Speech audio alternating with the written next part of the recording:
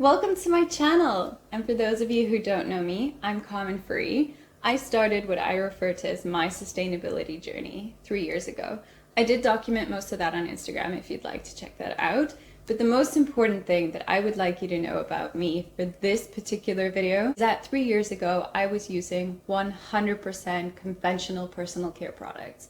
And over the last 3 years, I have progressed to where I am now, where I'd say about 90 to 95% of my personal care products are 100% natural, with the other 5 to 10 being products that I consider to be sustainable products, but they're not entirely natural products.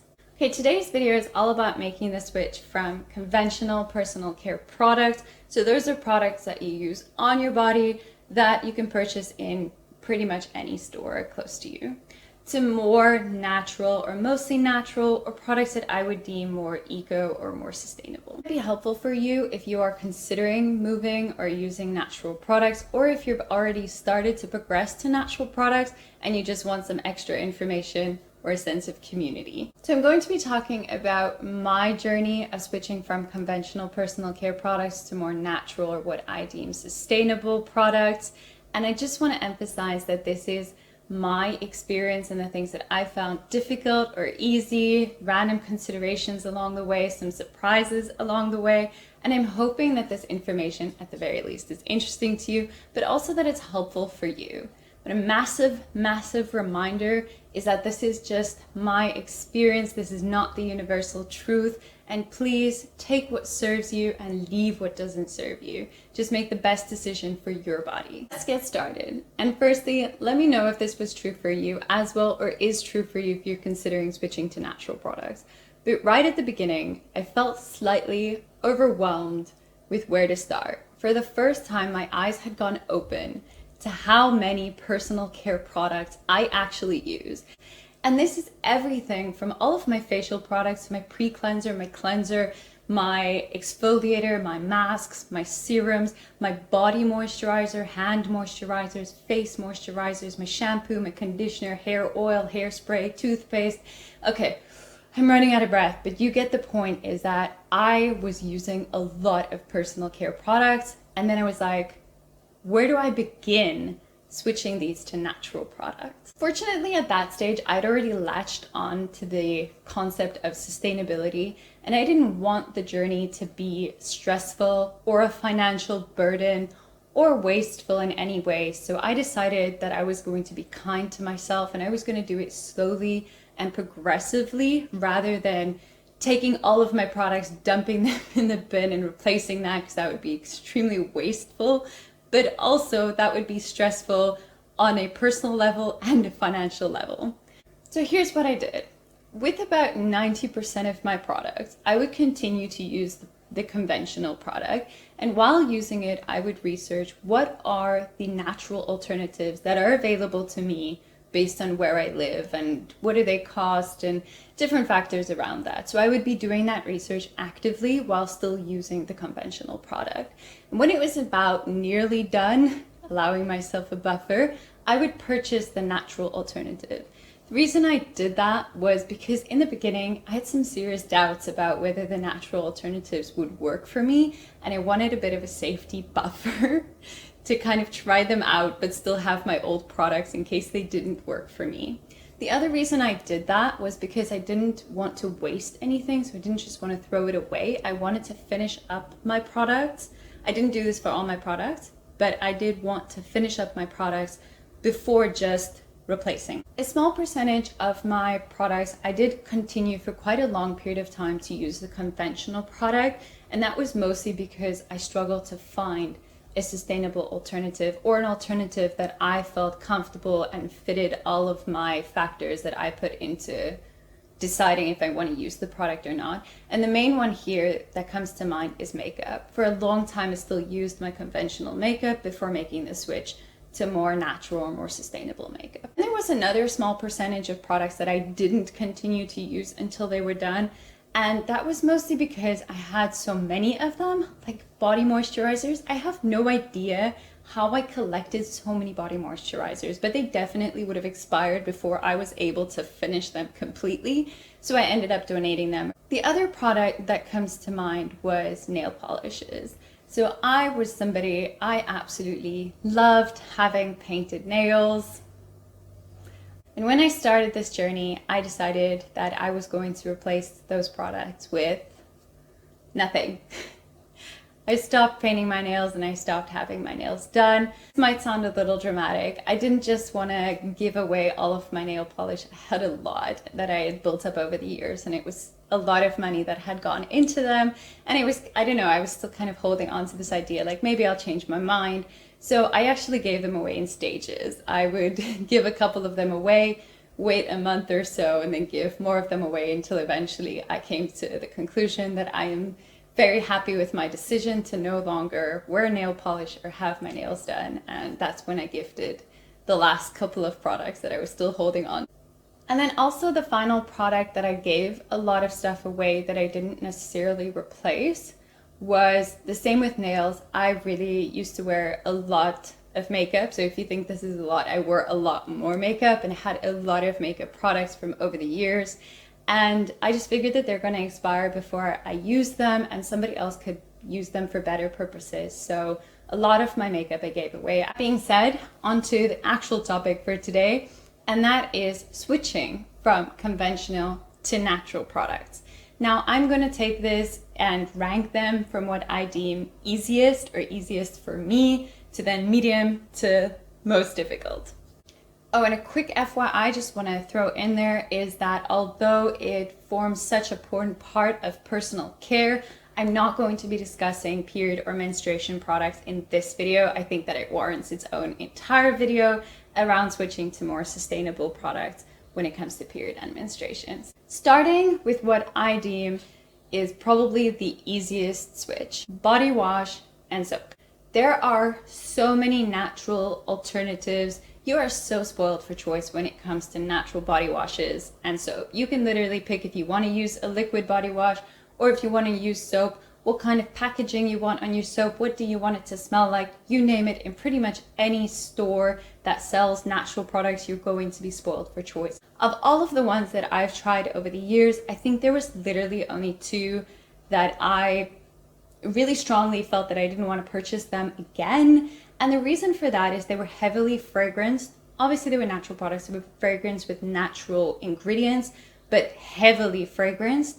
And when I get out the shower, I would smell like that fragrance, but I don't know if I felt clean. I felt like it was kind of masking the smell, and I was really smelling like the fragrance they had put in it, but I don't know, I doubted whether I was actually clean or not. And so I just stopped using those products. I quickly had to run and go fetch it, but this is the one that I'm currently using. I recently stocked up, so that's why I have one still in its packaging. It is a natural bar of soap that comes in paper because paper is, in my mind, a more sustainable package than single-use plastic. I've been using this soap for a while and I'm very happy with it. But in general, I was happy with pretty much most of the natural body washes or soaps that I've tried. One of the considerations that I thought about when it comes to body wash and soap is when you're using conventional body wash and soap. There's some weird movements going on here, but anyway, when you're using conventional body wash and soap, you get used to this very intense artificial fragrance. You know, like, what do they call them? Ocean breeze or like fresh laundry, or I don't know, they always have these fun names, but they really have this kind of intense smell that we start to associate with clean. We start to literally think when we smell that is associated with clean. And they also lather like a lot, like so easy to lather. And I didn't know this. So if you did know this, comment down below and let me know. But I didn't know that conventional products had ingredients put into them to create that extra lather. So using conventional products, I got quite used to this intense artificial fragrance as well as this extreme lather effect going on there. It was a bit of a shock for me then when I moved to natural products, and they do still lather. I just don't think it's as extreme because they don't have additional ingredients put into them to create that lathering effect. And also mostly, unless you're using, I think, like Lush's products, most of the body washes and soaps definitely don't have that strong fragranced, artificial kind of intense smell that lets the whole house know that you've just taken a shower. Letting you know so that it doesn't come as a surprise to you, but 3 years later, I'm not bothered by the amount of lather that I get from my soap, and I definitely don't feel not clean. I do feel clean, and I feel fine, and actually now when I do get that intense artificial fragrance smell, I want to say it almost irritates me a little bit just because I'm not used to it anymore. Another one that I think is super, super easy and you will be spoiled for choice is body moisturizers.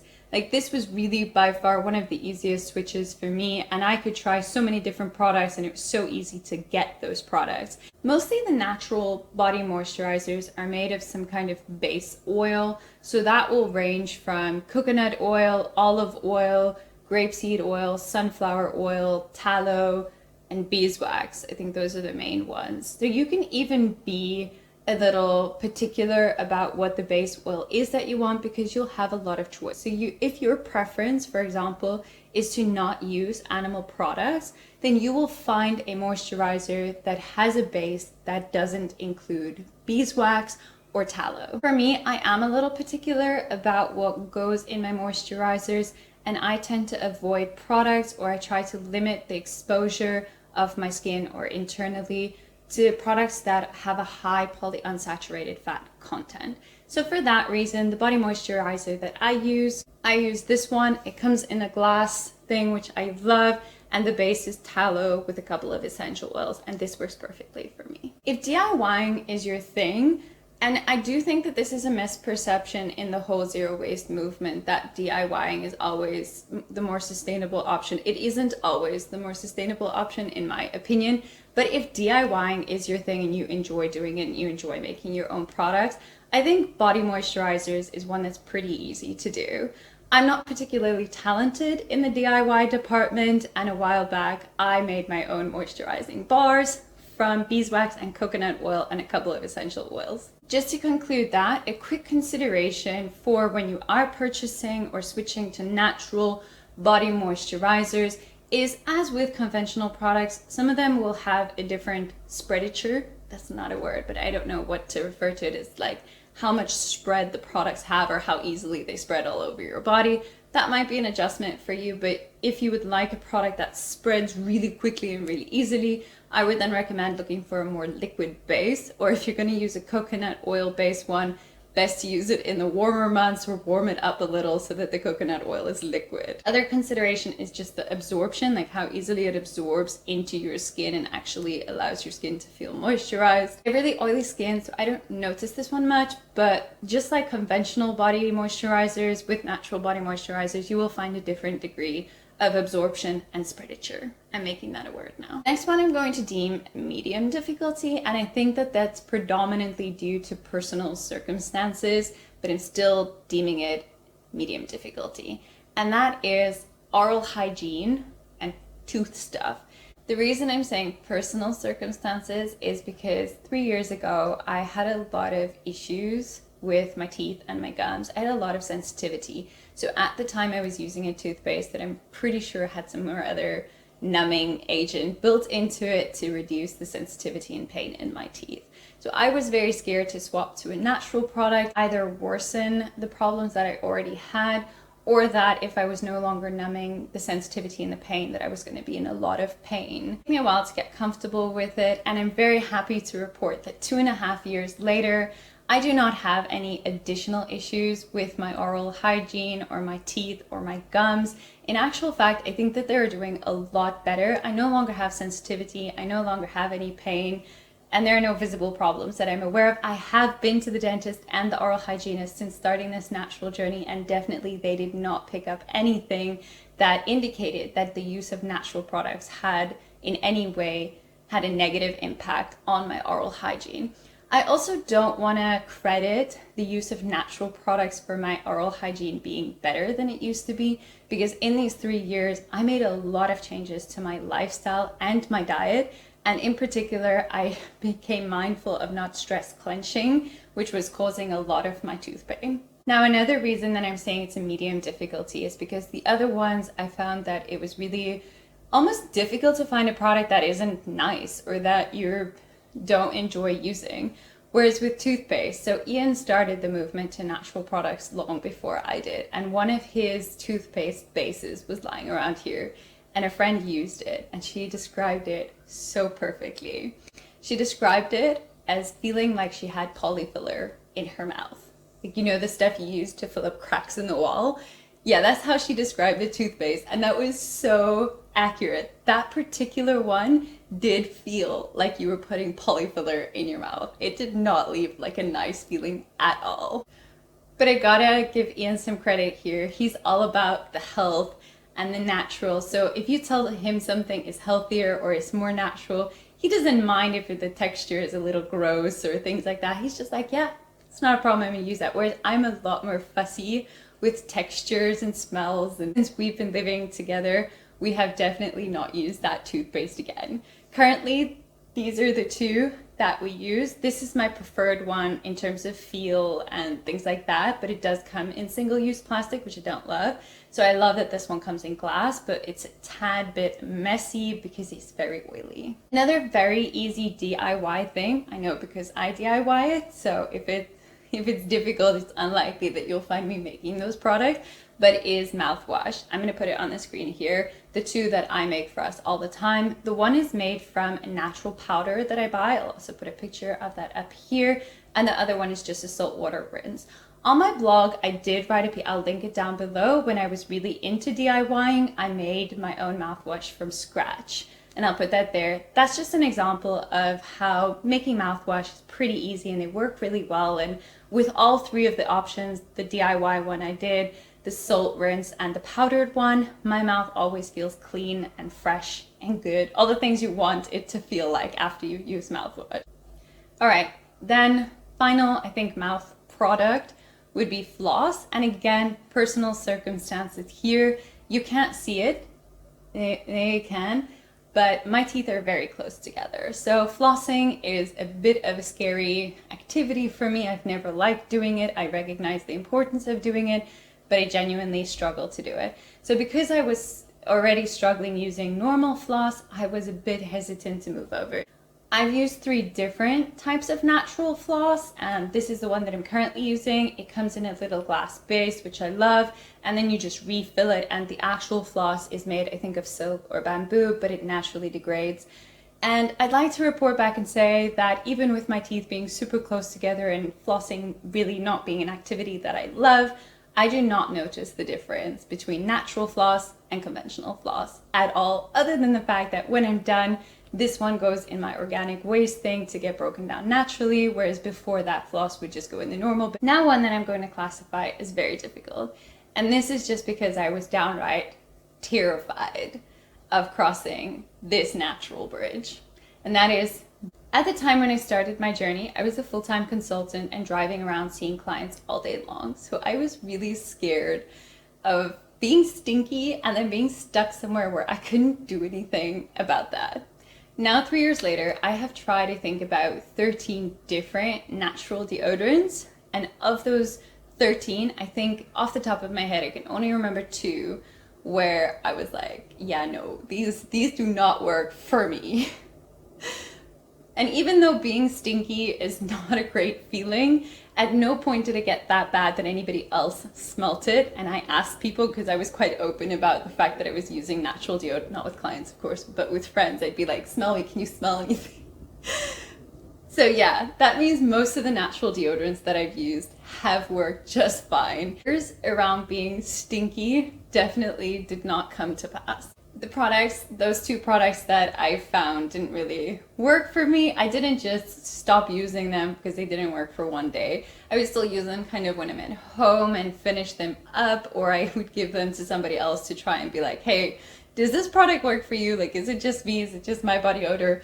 But yeah, it was just those 2 that really didn't work for me. The 3 main considerations when it comes to making the switch to natural deodorant that I'd like to share that I think might be helpful for anybody who is progressing. And the first one, you might have seen this in the introduction. All right, this is my deodorant and I rub my deodorant on. So it's a paste that literally take and you rub it on. And this might not be for everybody, I do understand that it seems a little weird if you are very used to just using roll-on deodorant to get used to the idea of rubbing on deodorant. I've been using this particular product, I think, for a year and a half now. So I almost forget that it's weird that I am rubbing it on. So when I see people rolling on deodorant, I'm like, oh, you roll that on? No, I'm just kidding. I do know that it is a bit different from... With rubbing it on, I personally found that by the third time, really, it just felt normal to me and there was something strange about it. But if it is very weird for you and you don't really like the idea of touching your armpit, there are so many natural options where you can roll it on and you don't have to rub it on. The reason that I picked this particular one is that it comes in glass, so most of the roll-on ones come in single-use plastic. And also the roll-on ones need to have some additional things in them to make them a little bit more liquid, whereas the paste has minimal ingredients. That's just why I prefer to use the one that I'm using. It comes down, I think, to personal preference and what is the most important for you. If the most important thing is just using natural deodorant, you want to do it as quickly as possible, then roll-on might be the one. Okay, the next consideration, I think this is true for conventional products as well. With deodorants, I am mindful of to what extent they leave any marks on my clothing. Now, I use one that has quite an oily base, so most of the time it really doesn't matter. As you can see, I have a very minimalistic wardrobe where I mostly just wear dark shirts and black tights, so it doesn't leave any marks on my clothes. However, for our wedding, I did wear a white wedding dress, and when I went for the fittings, I would notice that my deodorant came off on the dress. So for our wedding, I did purchase a different deodorant and checked before the time that it wouldn't leave marks. And I still got this natural deodorant that I used on that day, and I still use it now. Obviously, I'm not going to use it for one day, throw it away. And it's nice, but it still comes in single use. So for the deodorant that I use every day, I prefer my glass one that I just rub on. Another consideration for deodorants and smells is that, so before I was using a roll-on, a spray, and perfume, and I think that one of those had ingredients in that stops you from sweating. With natural deodorants, I have not found a single one that contains any ingredients or any kind of marketing around preventing you from sweating. So natural products are aimed at preventing you from being stinky, but they will not stop you from sweating. For me, I mean, sweating is a natural bodily function, and through my sustainability journey, I'm really okay with sweating. It doesn't bother me that I sweat, but maybe this is just something that you want to know before the time so that you're not caught off guard. But yeah, natural products, I think the whole point is to not prevent natural bodily functions from happening, because the body is excreting what it needs to and temperature regulating. They're going to prevent you from being stinky, but you're definitely still going to sweat the same you would if you weren't wearing deodorant. So we're at the difficult, and there's still a couple more products I want to talk about, but I feel like this video is getting quite long and I would like to do justice to the next products that are coming, and they are namely around hair, my facial products, and my makeup. I think those are the three that are still left that I'm going to talk about, and then some concluding remarks. I've decided to stop here and make this part one of a two-part series. Reminder that it helps me if you like, comment, and subscribe to be able to continue to make these videos for you. I hope that you have found this information useful. Please comment down below if you've got any questions about switching to natural products, or if your experience differed from mine, or even if you had the same experience so we can just bond over having had that experience. I would love to hear from you in the comment section.